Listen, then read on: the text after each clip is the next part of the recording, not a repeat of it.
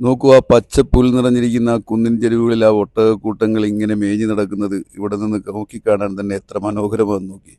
ഇപ്പോൾ ഇവിടെ winter season അവസാനിക്കുന്നതോടുകൂടി ഈ പുൽമേടുകളെല്ലാം വരണ്ട കുന്നിൻ ചെരുവുകളായി മാറും. ഇപ്പോൾ ഇവിടെ ഏകദേശം സമയം 9 മണി കഴിഞ്ഞിരിക്കുന്നു.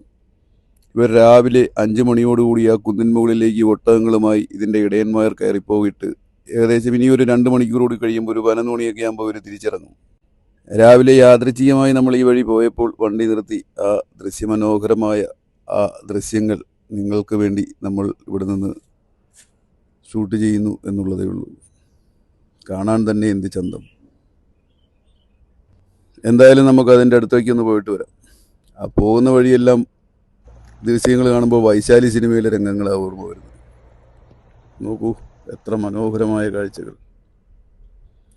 ഈ കാണുന്ന പാറക്കൂട്ടങ്ങൾക്കുമുണ്ട് ചില കഥകളും കാര്യങ്ങളുമൊക്കെ ഈ നാട്ടുകാരുടെ ഇടയിൽ.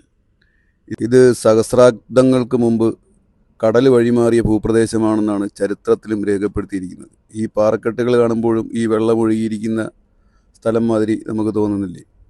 പാറകൾ ഈ ഈ കാണുന്ന പാറക്കെട്ടുകൾക്കിടയിലൊക്കെ നല്ല ഉഗ്ര വിഷമുള്ള നമ്മുടെ നാട്ടിൽ കാണാത്ത സൈസ് അണലി വർഗത്തിൽ വരുന്ന വാലിട്ട് ജലിപ്പിക്കുന്ന സൈസ് പാമ്പ് വർഗത്തിൽപ്പെട്ട ടൈപ്പില്ലേ, ആ ടൈപ്പ് ഉഗ്ര വിഷമുള്ള പാമ്പുകളും ഇവിടെ ധാരാളമായി കണ്ടുവരുന്നുണ്ട്. ഒരുപാട് പേർക്ക് കടിയേറ്റ സംഭവങ്ങളുമുണ്ട്. അപ്പോൾ നമ്മൾ ഈ കൂളായിട്ട് ഇരിക്കുന്നെങ്കിലും ശ്രദ്ധിച്ചും കാര്യത്തിലൊക്കെ ഇരുന്നില്ല എന്നുണ്ടെങ്കിൽ ഏത് നിമിഷവും അതിൻ്റെ ബൈറ്റ് കിട്ടിക്കഴിഞ്ഞാൽ അപകടാവസ്ഥയാണ്.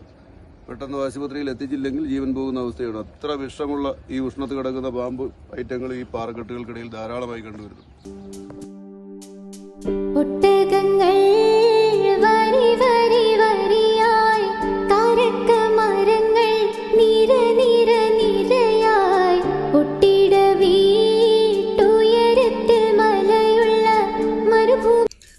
ഈ പുൽമേടുകളിലൂടെ ഒട്ടകക്കൂട്ടങ്ങൾ ഇങ്ങനെ മേഞ്ഞു നടക്കുന്ന കാഴ്ചകളും കൺകുളിർക്കെ കണ്ട് നമ്മളും മലയിറങ്ങുകയാണ്. ഇങ്ങനെയുള്ള കുഞ്ഞു കുഞ്ഞു വീഡിയോകളുമായി നമുക്ക് വീണ്ടും കാണാം. ഓക്കെ.